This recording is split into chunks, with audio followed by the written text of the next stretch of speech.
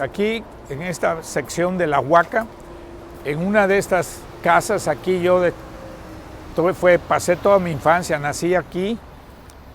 Este edificio que no estaba, eran casas de madera y de teja, y luego lo compró Teléfonos, pero aparentemente ya no está aquí Teléfonos tampoco. Entonces, pues esto me trae recuerdos de mi niñez, de hace muchos años. Viví ahí con mi abuela y mi madre, porque mi padre estaba embarcado, era marino. Sí. Él estaba en la naval. De hecho, él hizo su escuela, cursó la escuela naval aquí, lo que hoy es el Museo Naval.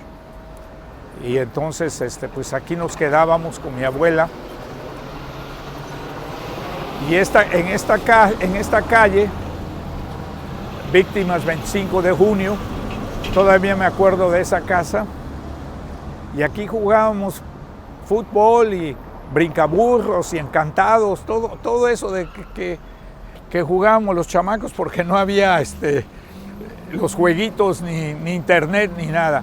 Entonces siempre andábamos en la calle correteándonos o platicando. Nos fuimos de Veracruz muy jóvenes. De aquí partimos para la ciudad de Puebla, donde ahí estuvimos 1 año y medio, y finalmente nos fuimos a Mérida, Yucatán, donde terminé la primaria, secundaria y prepa. Miren, aquí todavía pueden ver, pero ya modernizados, los cuarteríos.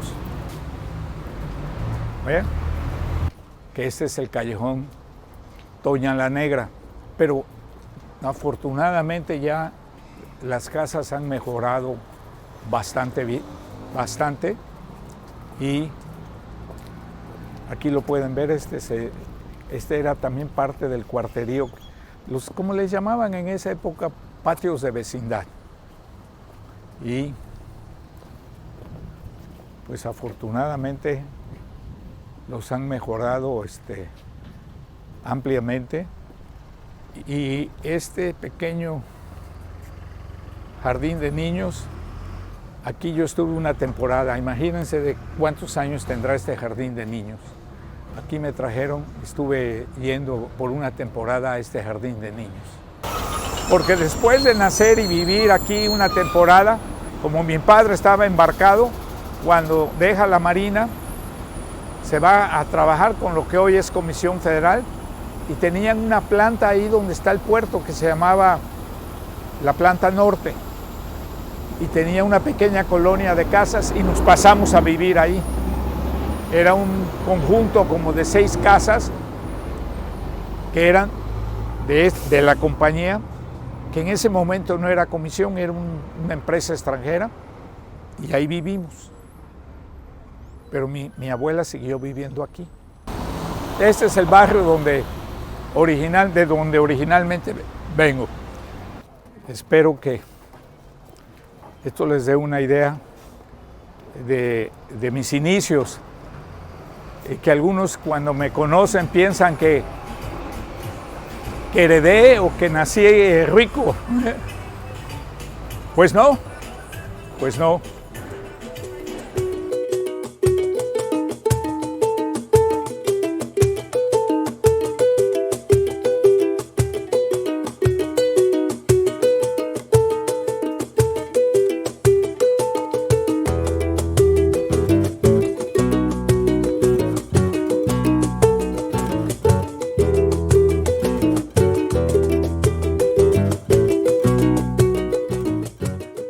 Yo estudié la mitad de la primaria, toda la secundaria y toda la preparatoria en Mérida. Eso fue en los años 50. Y en ese momento era más fácil ir a Estados Unidos que a la Ciudad de México. Todavía había pangas y no había los puentes.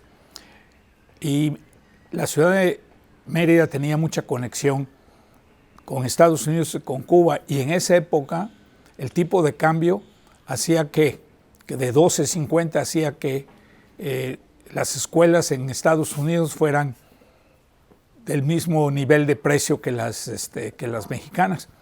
Y un grupo de amigos se fue para allá y pues me entusiasmé y fui para allá. Me fui en el año del 60. Mérida siempre fue una ciudad, yo diría, muy inclinada a estar cerca de Estados Unidos y de Cuba, por cierto. Ya se había hecho la Revolución Cubana, ya había bajado esa conexión. Pero yo al llegar ahí, mi inglés era muy pobre. Sí, entre la falta de conocimiento del idioma y una nueva cultura, pues al inicio quiero decir que fue difícil. Yo estudiaba con el libro de inglés y el diccionario al lado. Muchas veces pensé ya en regresar, pero perseveré y ya después de un año ya las cosas empezaron a estabilizarse. Ya con más conocimiento del inglés, de la cultura, ya fue diferente.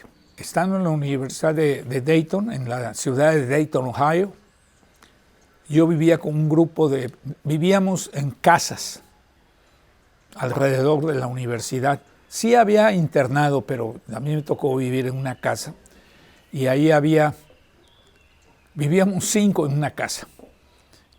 Y muchas casas ya eran, por decir así, casas de estudiantes.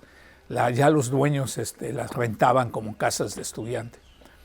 Y uno de ellos, uno de los compañeros de la casa, tenía una novia en otra casa donde vivían como 4 o 5 muchachas. Y un día me dijo, oye, acompáñame, ve y conoce a las amigas de mi novia, etcétera, etcétera. Y uno de los atractivos de ir a esas casas es que nos daban de cenar, ¿no? Porque eso de cocinar uno, pues como que no se le da, cuando menos no a mí. Y fuimos y ahí conocí a mi esposa, era una de las chicas que vivía en esa casa con la novia de mi amigo, con el cual yo compartía la otra casa. Y así fue como nos conocimos. Esto fue nuestro acuerdo antes de casar. Dice, pues recuerda, yo soy mexicano y yo voy a regresar cuando sea conveniente a México. Entonces estuvimos viviendo 5 años en los Estados Unidos y después hicimos la gran aventura de venir a México. Y sus papás vivían en Gómez Palacio, Durango. Entonces primero quedamos con sus papás mientras que Guillermo se estableció en la Ciudad de México y nosotros vivimos en Lomas Verdes, ciudad satélite. Sí. Muy a gusto, muy bonito la experiencia. Mi primer trabajo en Estados Unidos salido de la universidad, en esa época, y todavía existe, las empresas van a entrevistar a ciertas universidades, van a entrevistar a ciertos estudiantes según el tipo de universitarios que ellos quieren reclutar. Y entonces a mí me entrevistaron como 2 o 3 compañías y una de ellas fue Ingersoll Rand, fabricantes de su producto, como diría que en esa época se identificaba mucho con ellos, era el martillo neumático y por supuesto el compresor, era una industria metalmecánica con productos propios de turbinas, de sopladores, de compresores, del martillo neumático. Y entonces decidí aceptar ese empleo. Chistosamente ese empleo estaba en el estado de donde era mi esposa, estaba relativamente cerca de donde estaban sus padres, yo diría como a 1:30.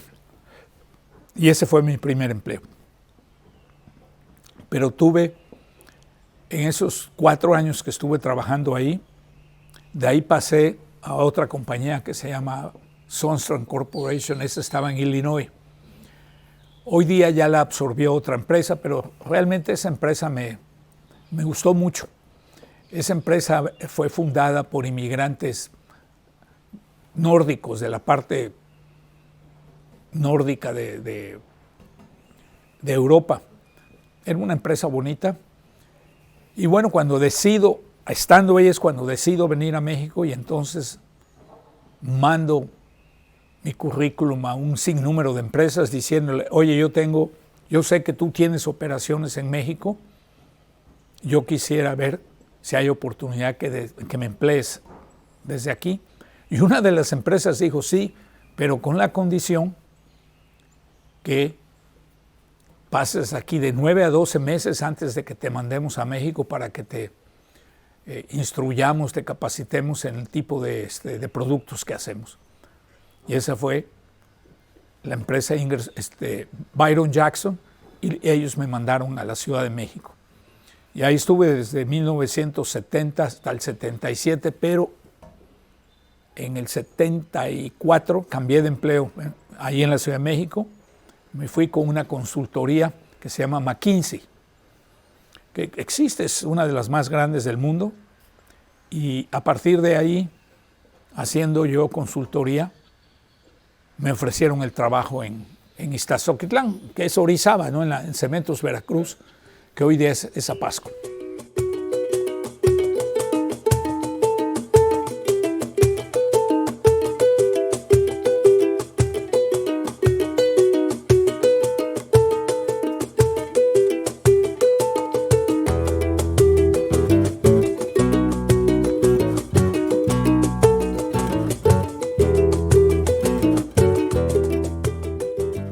En los años 77, a mí me pareció una ciudad enorme, pero pues no es lo que soy, ¿eh? Fui a vivir a Satélite, a una colonia, un desarrollo relativamente nuevo, pues ya después de 40 años ya no es tan nuevo, se llama Lomas Verdes. Ahí fue donde llegué a vivir. La verdad sí fue algo difícil para ambos. Para mí las distancias que había que hacer, porque la fábrica de Byron Jackson estaba en Santa Clara, allá por Indios Verdes, más adelante, era una zona industrial fuerte. Aunque no había el tráfico de hoy, pero tampoco había las vías de comunicación que hay hoy, se tenía que ir temprano, porque de todas maneras se hacía 40, 45 minutos de camino. Y el asunto era que salía yo por ahí de las 7, 7 y cuarto y volvía yo a las 8, 9 de la noche a mi casa. Yo iba al trabajo cuando mis hijos estaban despertando para ir a la escuela y yo llegaba cuando ya los iban a dormir. La manera en que se relajaba en el ambiente familiar. O sea, de lunes a viernes él estaba en la zona rosa. Nosotros lo veíamos sábado y domingo por los horarios. Y siempre ha sido muy enfocado, siempre. Se sabe rodear de la gente que lo ayuda a llegar a sus metas. Pero cuando era el ambiente familiar, pasara lo que pasara, siempre había algún momento en que se relajaba y empezaba a reír. Y no a reír, no, a carcajadas o eso, se sabía relajar. Creo que ahí, en esa época, es donde se notaba más. O sea, si a mí me preguntan, en ese momento, pensé que viviríamos aquí en este entorno o algo, nunca. Yo no veía más allá de que estábamos en Lomas Verdes. Sí. Y donde nos juntábamos principalmente era en Lomas Verdes, ya sea cuando mis abuelos estuvieron ahí es donde nos juntábamos. Cuando me muevo a Iztazoquitlán, esperamos ahí el cuarto y como no conocíamos ni hospitales ni muchos doctores, mi esposa se devolvió a la Ciudad de México donde nació el cuarto hijo, que es mi hija, que vive aquí, y ya se regresó a Iztazoquitlán. Yo creo que, no sé, siempre iba a correr con él. Mi papá siempre hacía ejercicio, un día sí, un día no, desde que, toda la vida. Y yo creo que disfruté mucho esas salidas a ir a correr y, primero no lo alcanzaba, ya después sí. Pero sí, algo sencillo. Yo siempre he pensado que es más fácil pasar de un país menos avanzado a uno más avanzado. Es más fácil adaptarse. Pero de más avanzado a menos avanzado, toma más carácter, toma más tiempo adaptarse.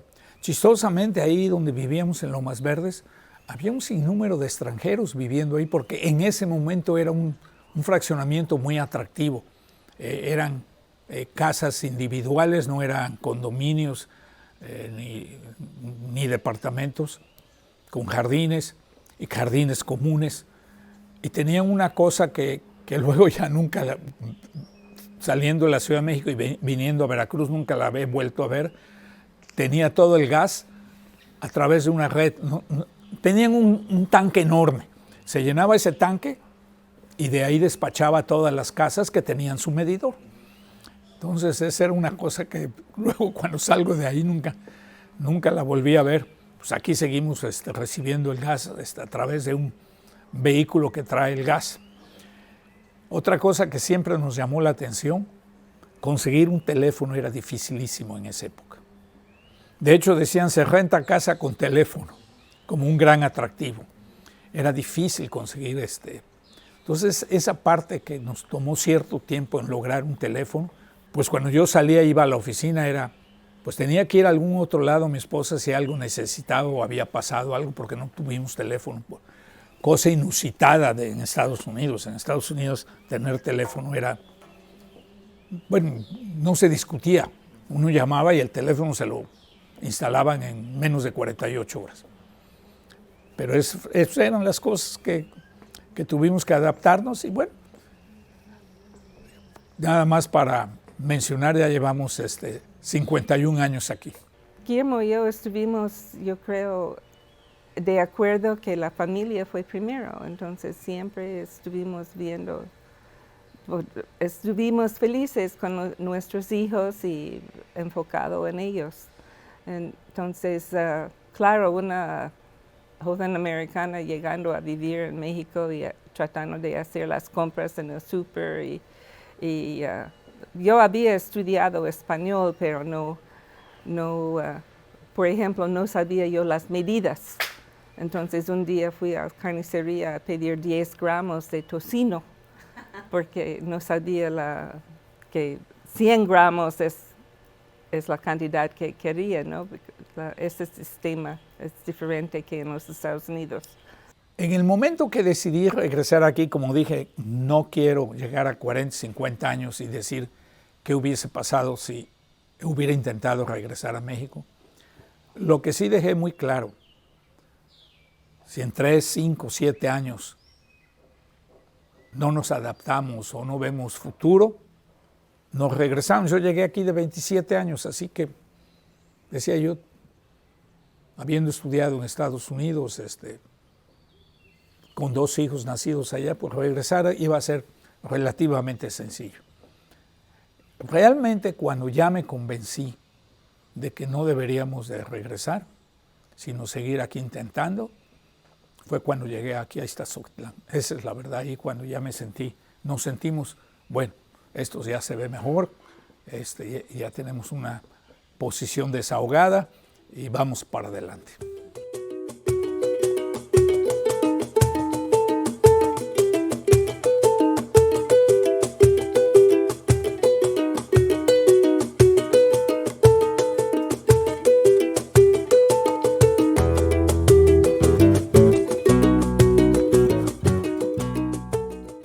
Me ofrecieron el puesto de director general y yo tenía apenas 33 años. Era una empresa que en ese momento vendía 50, 60 millones de dólares. Ya era una empresa para los años 77 de buen tamaño, institucionalizada. Tenía socios mexicanos, socios suizos y lo vi como una oportunidad. Independientemente, yo pensé si duro 3, 5, 10 años, el hecho de haber tenido a esa edad el puesto de director general me va a abrir un panorama distinto. Los colegas con que yo trabajaba en la Ciudad de México me dicen, oye, ¿cómo vas a ir a ese rancho? El día de mañana que no te guste o que te corran o que te pelees o lo que sea, tienes que volver a la Ciudad de México, no va a haber otro empleo de ese nivel en Orizaba. Le dije, sí, estoy consciente de eso, pero tampoco me van a ofrecer este tipo de nivel de trabajo mañana aquí en la Ciudad de México fácilmente. Yo conozco al señor Rivas desde hace 44 años, en 1977. Fue la fecha en que él vino aquí a Orizaba. Pero sí me acuerdo que me dijo, dice, mire, yo de sus conocimientos no le voy a decir nada, yo veo que sí tiene usted conocimientos, pero veo que usted no tiene carácter. Y yo necesito gente de carácter. Y usted no tiene carácter. Entonces yo le contesté, bueno, posiblemente con el tiempo se me forme el carácter, ¿no? Pues sí, y bueno, pues yo creo que con el tiempo se me tuvo que formar el carácter para estar aquí con él, ¿eh? Vine para acá, en ese momento sí me acerqué ahora a mis familiares, como mi primer trabajo en Estados Unidos, cerca de los familiares de mi esposa, pues mis familiares vivían en Veracruz. Porque había varios atractivos. Primero, la colonia la manteníamos muy bonita, muy como diría, muy limpia. Eran casas amplias, casas cómodas, pues. Y me tocó hacer un pequeño centro de convivencia para la colonia. Tenía una alberca, tenía una terraza con una cocina y los domingos dábamos de desayunar a todos los de la colonia. Un desayuno sencillo, ¿no? Ese era una. El otro atractivo era que podía yo ir a comer a la casa. Trabajamos hasta la 1:30 o 2 y por ahí de las 3:30 o 4 de nuevo íbamos a la oficina. Y como mi oficina estaba alrededor de la colonia, estaba ahí, caminaba. Entonces eso también lo hizo atractivo, y muchos de los, por llamarlo de alguna forma, colonos, que todos eran empleados de la empresa. Chistosamente, yo era el jefe de todos ellos, ¿no? Había franceses, había alemanes, había mexicanos, había italianos, había de todo. Ahí en Cementos Veracruz había muchísimos problemas cuando él llegó. Cuando él llegó había problemas administrativos, había problemas de la planta, era un desastre esa empresa. Y entonces el señor Rivas llegó, como dicen, con el machete desenvainado, y hizo una transformación muy grande ahí, pues que llegó a ser una de las mejores empresas de la región, que todo el mundo empezaba ya a admirar al señor Rivas de la transformación que había hecho. La verdad que fue bonito. Puedo decir que, así como siempre he dicho que mi adolescencia en Mérida fue fantástica, esos años que pasé en Cementos Veracruz también fueron muy bonitos. Y para los hijos había muchos chicos, muchos jovencitos, muchos niños, que hoy día los veo porque muchos todavía siguen, ya son papás, algunos ya hasta abuelos, de esos jóvenes que conocí. Desde que yo me gradué, entré a Cementos Veracruz, hoy Holcim Pascu. Él era el director general. Era impresionante verlo trabajar, cómo conocía a todas las personas, todos los colaboradores, siendo director general, cómo se refería a ellos por su nombre, cómo los trataba con mucha disciplina y mucha seriedad, pero muy simpático, muy simpático. Él aprecia desde luego a las personas trabajadoras como él. Yo aprendí muchísimo del ingeniero Rivas. Recuerdo con mucho cariño que desde que me gradué, que me independicé, él ha sido parte importante de mi vida económica. En los negocios, él me ha apoyado, me da consejos, él es mi mentor. Realmente desde que me gradué, él ha sido mi mentor.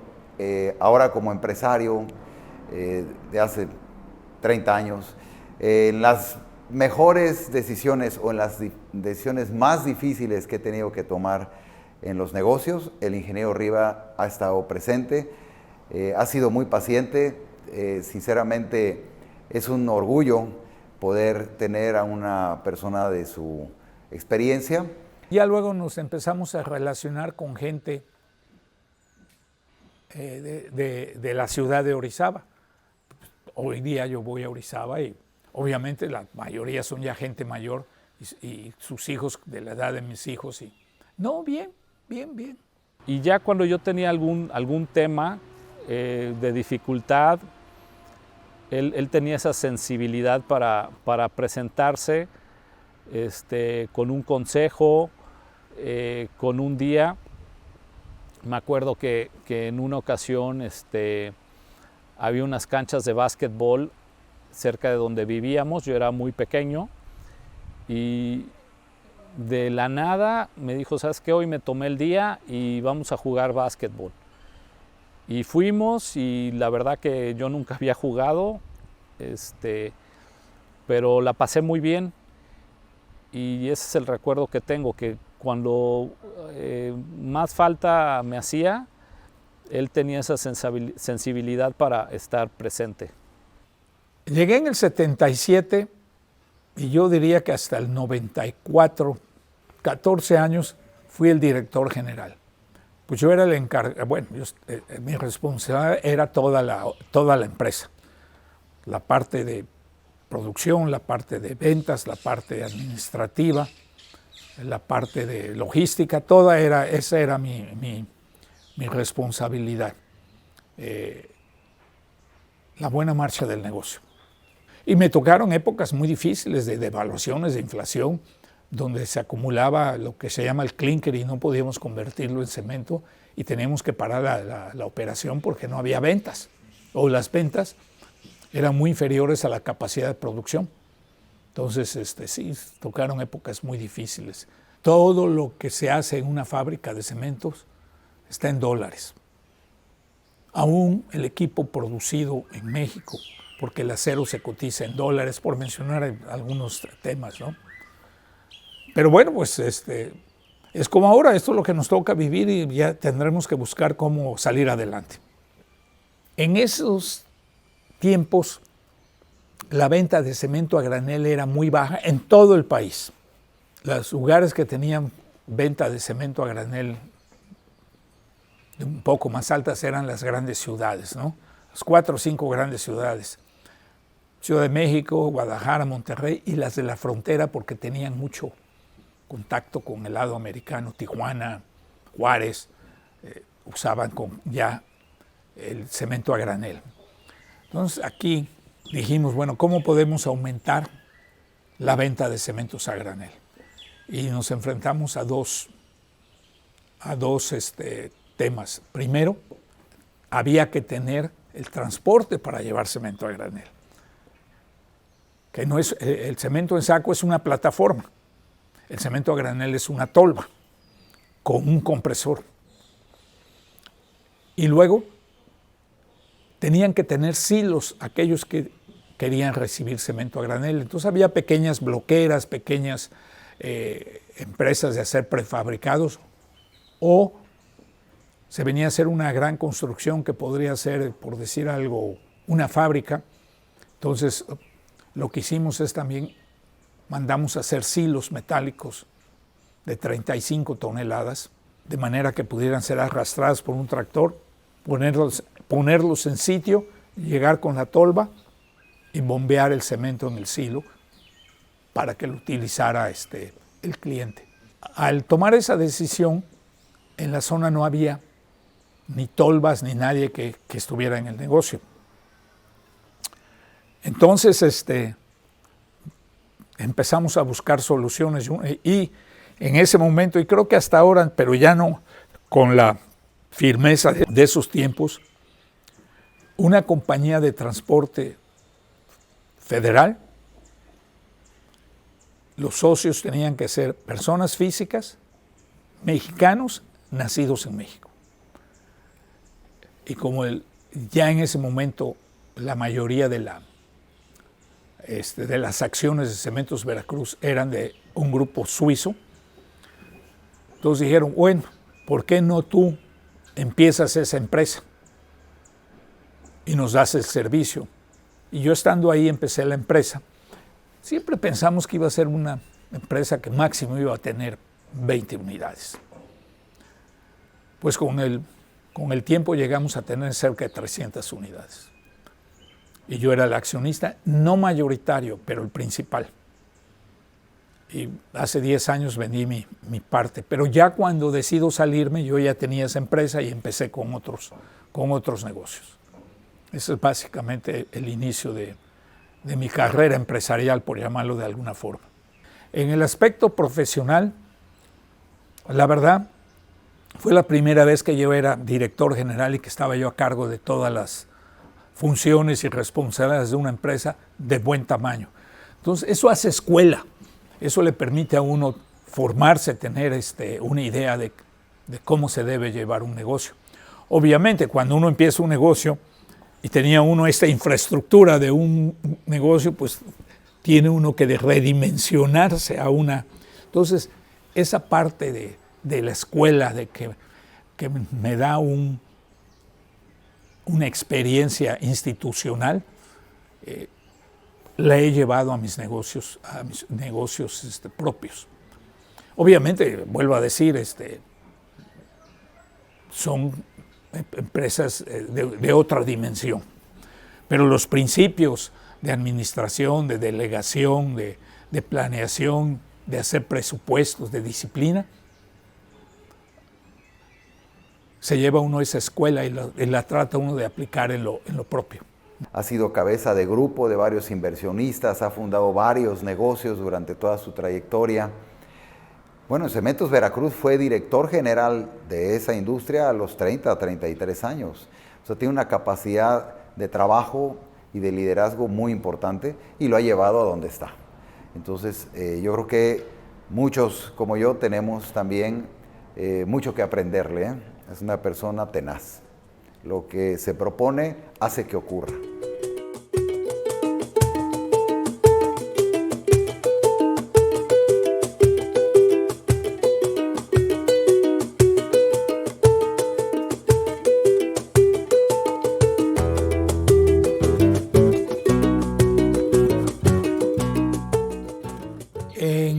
En el último año y medio que estuve en el grupo,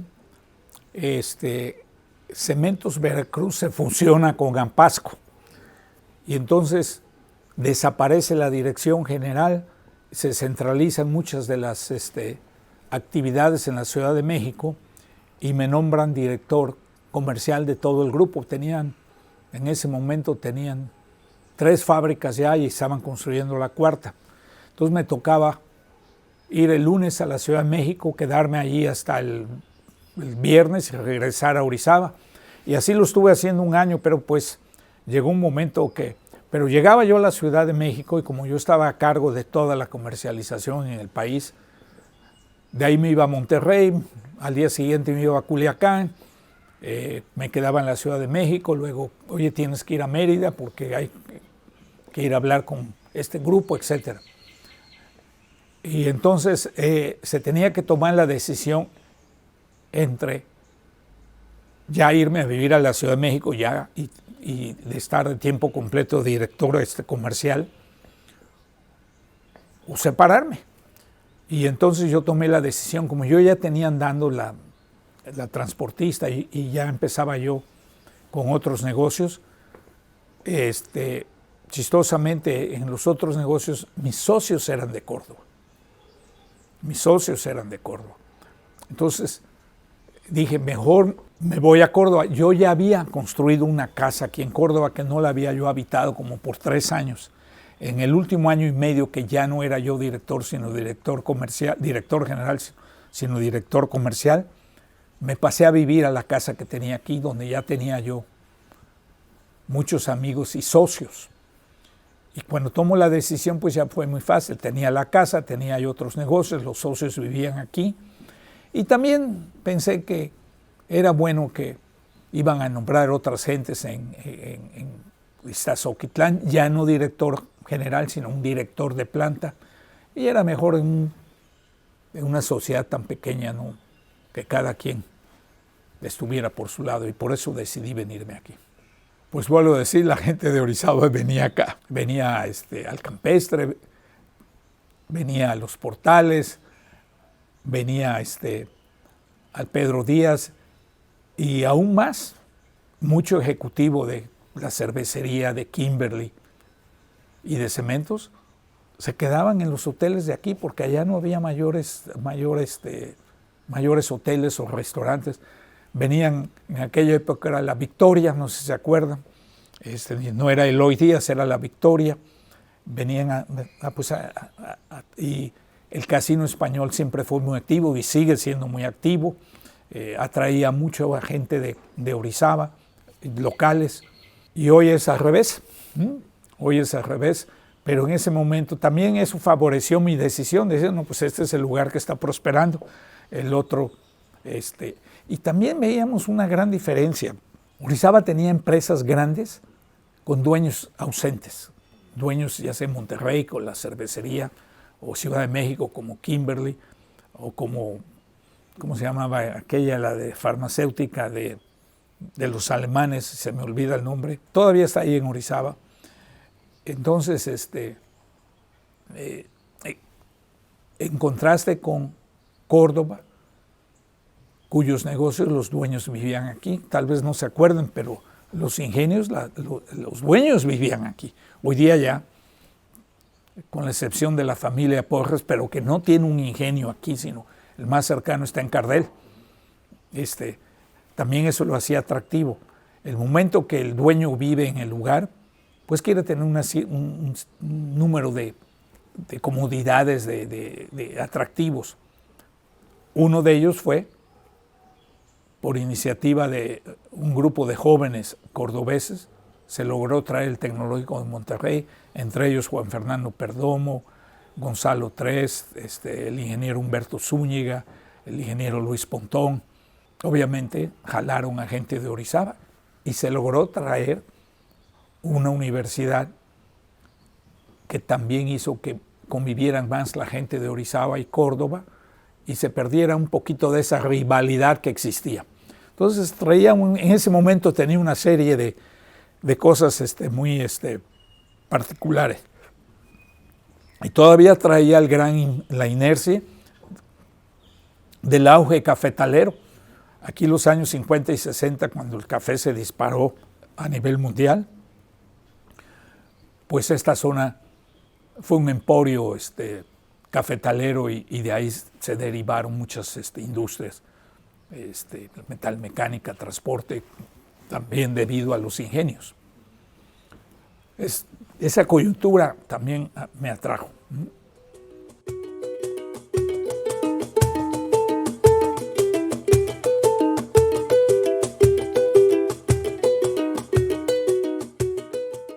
Yo he fundado empresas y he comprado empresas. Yo diría, le voy a decir las empresas, yo fundé Transportes Bonampak. Transportes Bonampak, la transportista, yo la fundé. ¿Ok?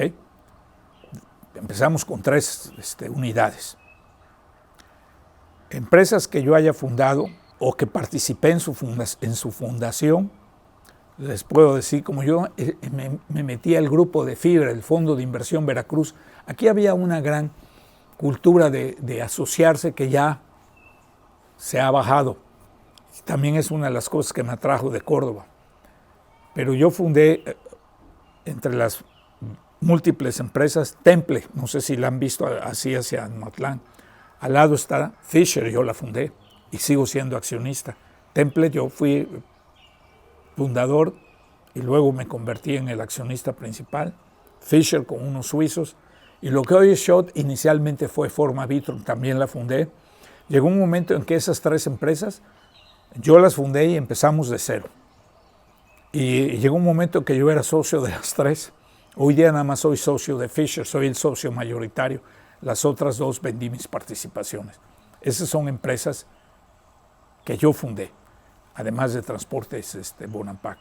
Yo la verdad tenía muchos deseos de iniciar también en los negocios. Tenía deseos de hacer algo por mí para que no fuera yo, estuviera yo de empleado toda la vida. Entonces, al señor Rivas, yo tenía una nave allá en Nogales y entonces incursionamos él y yo, fueron nuestros pininos, en una fábrica de escobas. Se llamaba Servilín. Y entonces ahí empezamos, y pues, claro, yo la manejaba ahí en Servilín, pero siempre sin descuidar aquí Transportes Bonampak. Entonces estuvimos, y pues manejábamos ahí como 80 personas. Vimos que era realmente se necesitaba mucha mano de obra, pero sí ganamos dinero con esa fabriquita de escobas, y como hacíamos los cepillos y las escobas, pusimos una fábrica de plástico, se llamaba Industria de Tubos y Plásticos. Con un socio, que era también socio mío en Bonampak, fundamos una transportista que se llama Tiusa. Está en el Pivo, allá en Orizaba. Es una empresa de transporte con cajas secas. Él tiene el 50, yo el 50, la fundamos los dos. Se llama Raúl Camacho, un magnífico socio, y él la maneja. Yo casi ni voy, pero él la maneja.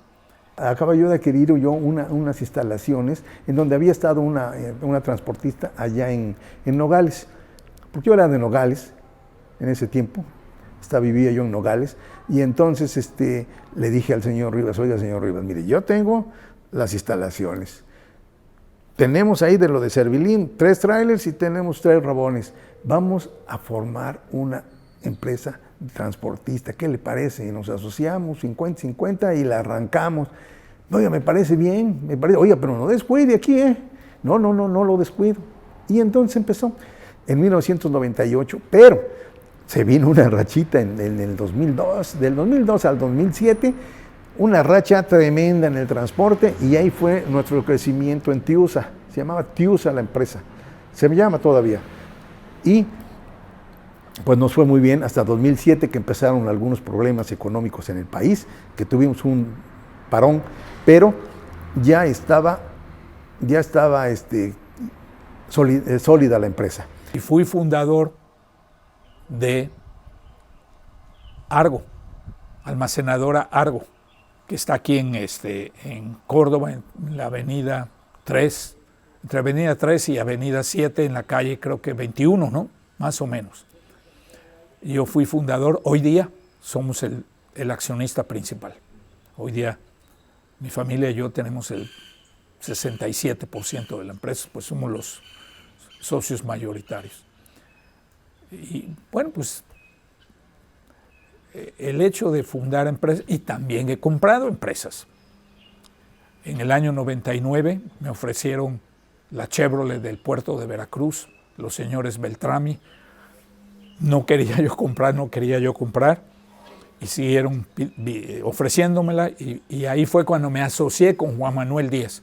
Yo ya lo conocía desde haber estado en Iztazoquitlán, en Orizaba, y yo decía, yo me voy a meter en un negocio que no conozco, mejor me traigo un socio que conoce. Él ya estaba en el asunto de automotriz. Le entramos, luego compramos la distribuidora General Motors en Oaxaca, y ahí nos separamos. En buenos términos, yo me quedé con Veracruz, él con Oaxaca, pero él ya tenía muchas agencias automotrices. Esa fue mi primera. Luego, como 5 o 6 años después, le compro a los señores Pérez Avellá la Volkswagen. Les compramos Orizaba, Córdoba y Tuxtepec. Tenían 3 y se las compramos. Hace como 3 años compramos la Volkswagen de Poza Rica, así que tenemos 4 Volkswagens, una Chevrolet en Veracruz con un punto de ventas en la parte norte, y hace como 3 años también le entramos a la Peugeot. Entonces ya tenemos 3 marcas diferentes automotrices. En todas esas hemos comprado. Ahorita, y como he dicho, he fundado y he comprado, pues depende de lo que pase. El otro negocio que he fundado y que ya nos estamos limitando nada más es la renta de propiedades. Ahora nos estamos concentrando básicamente en bodegas. Nos estamos deshaciendo de muchos otros tipos de bienes raíz que eran para renta, como casas o departamentos. Eso los estamos vendiendo y nos estamos concentrando estrictamente en bodegas. y tenemos bodegas principalmente a Orizaba, Córdoba, pero tenemos fuera de esta región. Las empresas tienen que ser tratadas con mucho cuidado, en mi opinión. Uno no puede sacarle más de lo que produce la empresa, ¿sí? Y ni eso puede uno lograr sacar. Las empresas tienen que ser dirigidas con una mística de austeridad, de disciplina y de pensar que no siempre van a ser tiempos buenos. Estar preparado para los tiempos, para las vacas flacas. Todo el mundo, cuando hay vacas gordas, empezamos a gastar en exceso. Y en lugar de guardar para enfrentar las vacas flacas, como es el día de hoy. Como es una empresa que se encuentra sobreendeudada en dólares, que no tiene una mística de trabajo, de disciplina, de austeridad, pues se encuentran dificultades. Y nosotros, a pesar de la situación difícil que hemos pasado, todas las empresas han sobrevivido. Todas nuestras empresas siguen vivas. La disciplina es increíble. Es visionario, es honesto, es recto, y la parte del liderazgo, pues quien lo conocemos, sabemos que es un gran don el que tiene. Pero además de la disciplina, uno se tiene que rodear de un personal, y yo siempre he dicho, mejor que uno. Yo no soy muy partidario de tener a parientes y compadres y amigos en las empresas, que no tiene nada de malo, porque muchas personas tienen mucho éxito haciendo eso. Cada quien tiene su filosofía. Yo trato de contratar profesionales para el manejo de las empresas. Por ejemplo, el que más participa en la operación es mi hijo, pero no directamente de director de operaciones. Por ejemplo, él maneja la parte automotriz, pero tiene un director, y maneja la parte de agronegocios, pero tiene un director. Él no es el director de la operación diaria. Reportan a él y sí se mete en la operación. Yo en las empresas que estoy todavía, que es la empresa de plásticos Fisher y la almacenadora donde más me meto, hay directores. Me rodeo de gente profesional que sé que hacen la operación mejor que yo. Hay una delegación profesional con sus límites, pero ese es el estilo de cada quien. Otras personas pues lo manejan de otra forma, ¿no? Y a veces nos tocan negocios más generosos, otros menos generosos. Pero si no tienes lo que quieres, quieres lo que tienes. Así de sencillo. Y entonces con esas cartas te tocó jugar, pues a jugar. Siento que en las metas que se propone, él sabe cómo rodearse de gente eficaz que trabaje eficientemente para ser efectiva. Y a lo mejor el legado lo vea uno después de que ya no esté en la política. Y él tiene el don de que sabe crear, no solo encontrar, pero crear oportunidades o donde uno puede ver obstáculos, él puede ver oportunidades que le permiten salir adelante. Y yo creo que se está rodeando de un equipo que puede, trabajando en conjunto, hacer algo no solo eficiente, creo que efectivo. Y eso es lo que Córdoba, y no solo Córdoba, pero todos necesitamos algo que asiente las bases o los cimientos para que ese trabajo se continúe eficientemente para llegar a una meta o un resultado efectivo. Mis empresas, dependiendo de los momentos, porque hay momentos en que tenemos más gente, en otros menos gente, pues nosotros le damos empleo a más de 1,000 personas. directo, estoy hablando de directo. En el sector automotriz debemos de tener más de 400 personas, pero estamos hablando Poza Rica, Tuxtepec, Orizaba, Córdoba, Veracruz, no todas aquí en Córdoba. La de plásticos, que por cierto hicimos una segunda fábrica en Celaya, el año pasado la iniciamos, ha de tener como 240 gentes. La de almacenamiento, que la matriz está en Córdoba, pero tiene almacenes en Monterrey, en Puebla, en Ciudad de México, en Veracruz, en Querétaro. Aquí localmente debemos de tener 100 gentes, pero la empresa debe tener como 270 empleados. Tenemos más de 1000 gentes. Igual la de transportes ha de tener como 250. Más de 1000 gentes tenemos. Directo, directo.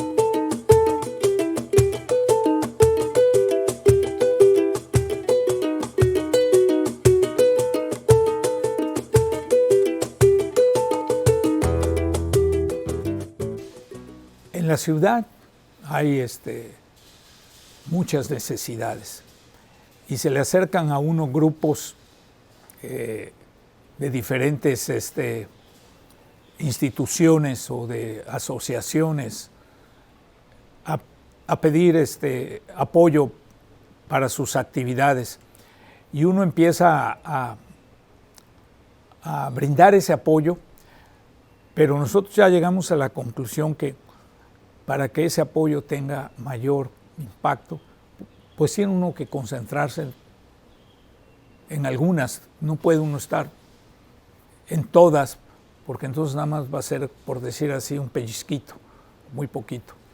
Y hemos tratado de apoyar instituciones educativas, instituciones de ayuda a la niñez, a cuestiones de asilo de ancianos. Ese es el tipo de asunto. Y de cuestiones del arte. En las cuestiones educativas nos hemos centrado básicamente en lo que fue el Tecnológico de Monterrey y una de las escuelas públicas, Melchor Ocampo, que hemos apoyado a través del Fondo Córdoba. El Tecnológico de Monterrey, la infraestructura que hoy tiene, así como toda su programa de educación, fue traído por gente de Córdoba, y la infraestructura construida, yo diría, en 65-70% con donaciones de diferentes personas, principalmente de Córdoba y de Orizaba. Nosotros contribuimos en ese construir de los últimos 40 años, y ahora afortunadamente sale el Tecnológico de Monterrey y entra la Universidad de Anáhuac. Desde que se construía el TEC de Monterrey, yo creo, y dicho por los socios que empezaron el proyecto de construcción, en donde había que ir y pedir donativos, hay varios que dicen que el TEC no se hubiera construido sin su apoyo. Él donó, él aportó, y así ha hecho en varias obras. Es una persona muy cercana a las necesidades de las gentes, de la economía y de la sociedad. Ayuda, En esta escuela que le menciono, Melchor Ocampo, nosotros hemos apoyado a través del Fondo Córdoba en la cuestión de computadoras, de clases de computación, de clases de robótica. Y después de que los padres de familia hacen un aula para que ahí se instalen las computadoras, también les donamos unos equipos de aire acondicionado para que estuvieran más cómodos los estudiantes. Ese es el mayor esfuerzo que hemos hecho en la parte educativa. Y no es una vez, es sobre un periodo de tiempo que se apoya a esas dos instituciones. Y me da mucho gusto haber apoyado y seguir apoyando esas dos instituciones. Y hemos apoyado fuertemente al Festival de Danza.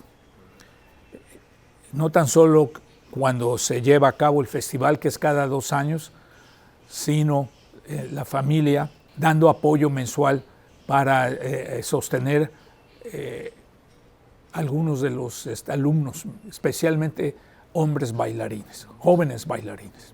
El Festival Internacional de Danza pues nace con la finalidad de apoyar el talento que tenemos en Córdoba y en todo el país, porque empezamos con un festival en el 2003, pequeño, de 200 participantes, un poco menos, y ha tomado mucha importancia porque se dio cuenta los muchachos y los maestros de todo el país que era una plataforma para poder impulsar el talento de sus estudiantes. Tenemos 2 proyectos aquí muy importantes. Uno es el Festival Internacional de Danza y otra la Escuela para Varones, que es un programa social que se inicia en el 2006 y vamos a las escuelas públicas a hacer audiciones y seleccionamos los niños con talento y les otorgamos una beca para estudiar para su carrera de bailarín.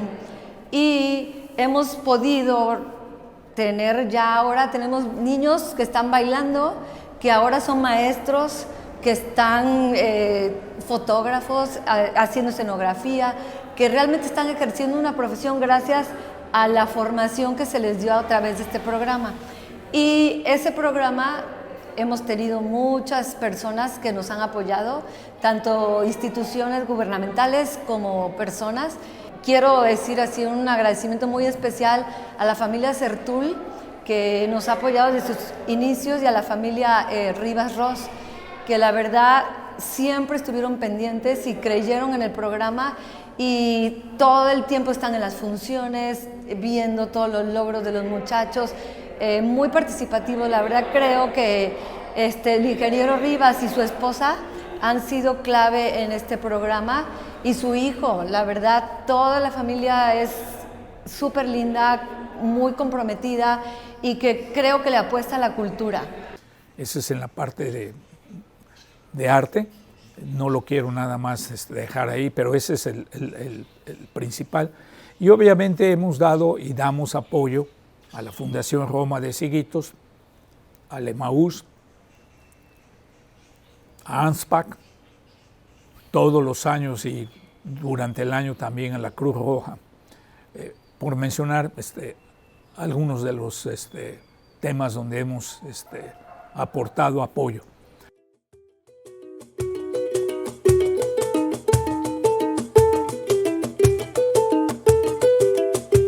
En el tercer año de su mandato, el licenciado Portilla pide licencia para ir a buscar la diputación local, y entonces me llaman a mí para preguntarme que si yo estaba decidido a ser su suplente o que buscaban a otra persona.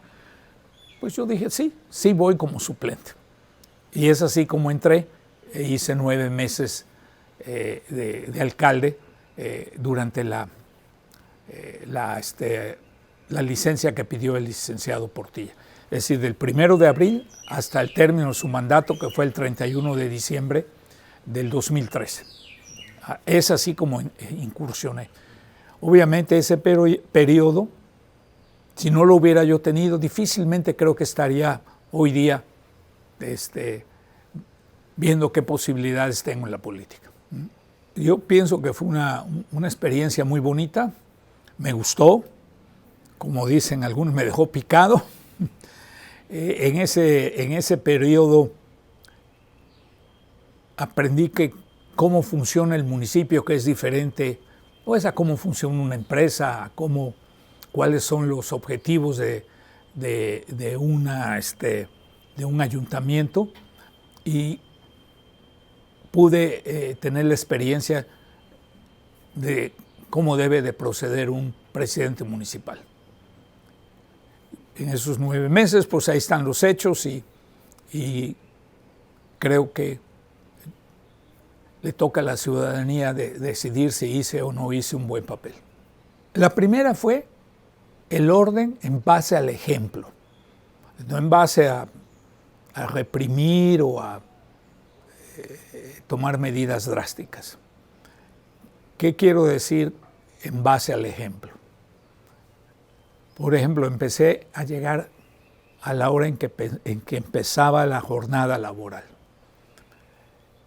Al cabo de un par de semanas, la gente se dio cuenta que yo iba a seguir llegando al inicio de la jornada laboral, no a cualquier hora. Eso tuvo como repercusión que todo el mundo empezara a llegar a tiempo a su trabajo. No tuve que reprimir ni amonestar a nadie. El rumor los primeros días dice, bueno, ese es el inicio, pero este viejito no va a aguantar todo esto. Pues no, lo aguanté los 9 meses y con el ejemplo la gente empezó a llegar a tiempo. El otro asunto es cuando había alguna reunión, pero especialmente las de cabildo, que se tiene que hacer cuando menos una al mes y es convocada por el secretario del ayuntamiento, por decir, vamos a tener cabildo tal día a las 10 de la mañana y se manda la agenda. A las 10 de la mañana empezaba el cabildo. No a las 10:05, no a las 10:30, a las 10 de la mañana. Entonces, volvemos a lo mismo. Los regidores, que son los que conforman el cabildo, no estaban acostumbrados a esa puntualidad. Y ya después de 2 o 3 cabildos, todo el mundo sabía que empezábamos a la hora que decía la convocatoria. Entonces, el ejemplo es muy importante desde la cabeza. Otro tema es el de las licitaciones. Eran licitaciones abiertas al público, no nada más a las personas que están asignadas a participar, que son principalmente del ayuntamiento, abiertas a la ciudadanía en general y a los reporteros. Y ahí se abrían las diferentes posturas de los diferentes contratistas que querían ganar una obra. Entonces, en pocas palabras, con el ejemplo y sumando a la sociedad civil, empieza uno a poner orden. Poco a poco, el ejemplo y el orden empezó a hacer ya una rutina, pues. La política de austeridad es en cualquier actividad que uno lleve a cabo, tiene uno que ser austero. Y la austeridad quiere decir nada más gastar lo necesario, nada más tener el equipo necesario. Y recuerdo, el gobierno puede hacer tanto, es la sociedad civil la que tiene que apoyar a ese gobierno para tener buenos resultados. También una política de puertas abiertas. A mí me pedía alguien venir, quería reunirse conmigo, veíamos la agenda, le decíamos tal día, tal fecha, puntual. Ya sabían que ya el mensaje era este señor sí es puntual. La puntualidad es parte de su imagen, de su orden. Bueno, venía la persona y era escuchada, que creo que eso es muy importante, escuchar a la ciudadanía. Exponía su petición, su problema, sus ideas, sus sugerencias, y en algunos casos se podía hacer, en otros no, en otros tal vez parte de ello. Vuelvo a repetir, las necesidades son enormes en un municipio como el de Córdoba. Uno, cuando no está en la cuestión de gobierno, no está participando, pues uno es muy generoso en sus críticas. Entonces siempre esto está mal, o aquel esto, o aquello. Pero ya cuando está uno del otro lado y lo empiezan a uno criticar, se da uno cuenta que es en 2 sentidos. Entonces, al inciso, caray, dice uno, pues yo nada más era para allá, pero ahora es de ida y vuelta, ¿no? Y bueno, al inicio sí costó algo de trabajo, pero finalmente cuando uno hace las cosas con transparencia, con orden, pues tiene uno que acostumbrarse a los cuestionamientos y a las críticas verdaderas o falsas. Empieza uno a agarrar, como dicen, callo. Mi esposa tuvo el puesto honorario, fue la presidenta del DIF y le gustó, hizo muy buen trabajo. De hecho, cuando ella da su informe, lo da antes que yo diera el mío, y debí de haberle hecho al revés, yo el primero y ella luego, porque el de ella ya puso la vara muy alta y dio un magnífico discurso y fue muy aceptada y muy querida y respetada. Como tenía una actitud muy positiva y optimista, y además entré a un DIF con dos mujeres que había formado un sistema muy bien, que fue Diana Gómez y Susana.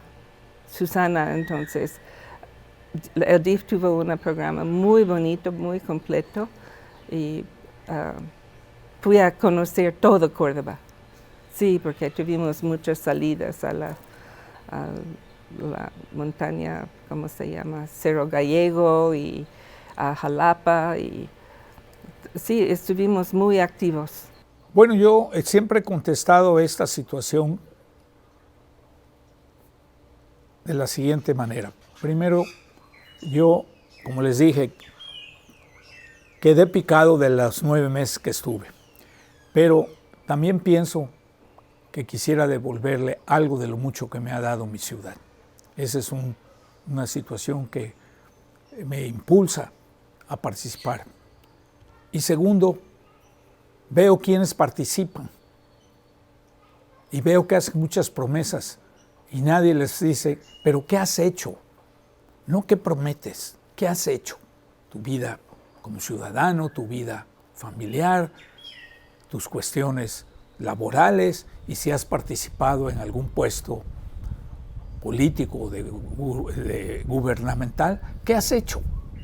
No qué prometes. Porque las promesas, yo creo que la gente ya está cansada de escucharlas porque saben que son promesas huecas. Entonces, y luego, esas personas que se apuntan con muchas promesas salen electos, porque tiene que salir electo uno de ellos, y la población dice, ¿pero cómo le tocó a ese? Pues son los que decidieron entrar a la contienda, y por eso he decidido entrar a la contienda, y espero ser yo una alternativa que valore la ciudadanía.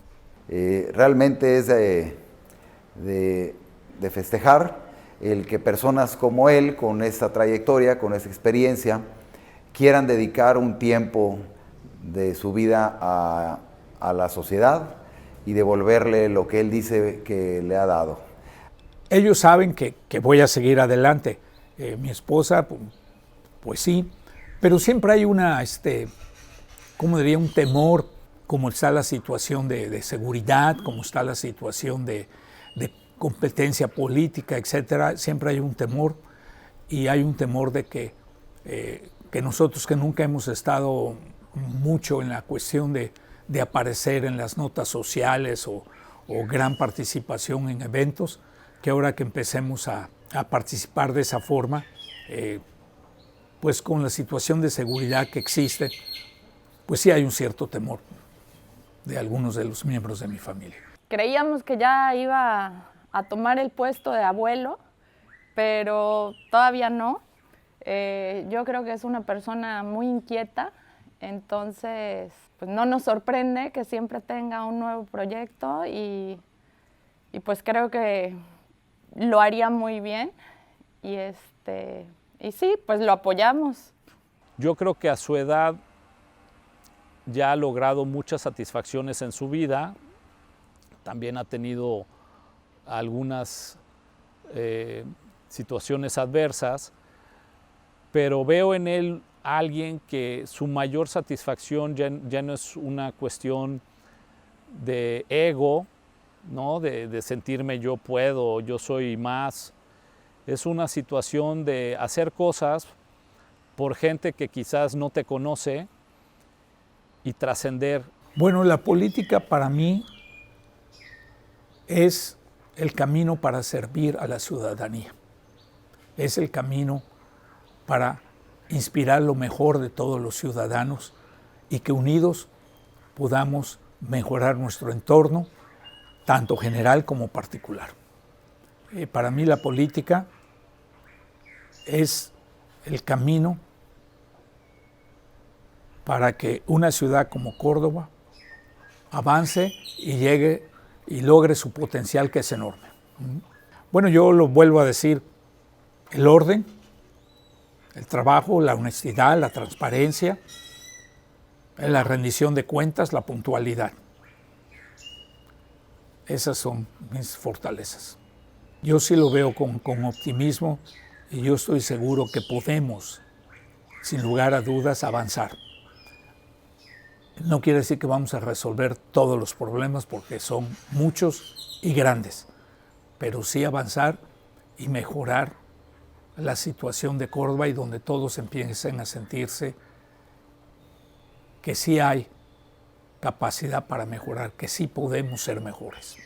Porque si avanzamos, el siguiente tiene que ser mejor que yo y seguir en el camino de mejorar y no decir, bueno, esto no sirve, lo hizo el anterior, yo tengo mi proyecto, y entonces truncamos el camino que ya se abrió.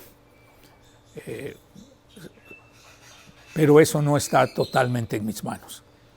Podremos ir viendo quiénes deberán de ir, la ciudadanía los deberá de apoyar y él deberá de poner su toque personal. Por supuesto, es importante para mí que los que me rodean, quiero que sean felices, quiero contribuir a eso, a contribuir al bienestar, no nada más de mi familia, sino de mi entorno, e incluyo, al llegar ahí, de Córdoba y sus ciudadanos.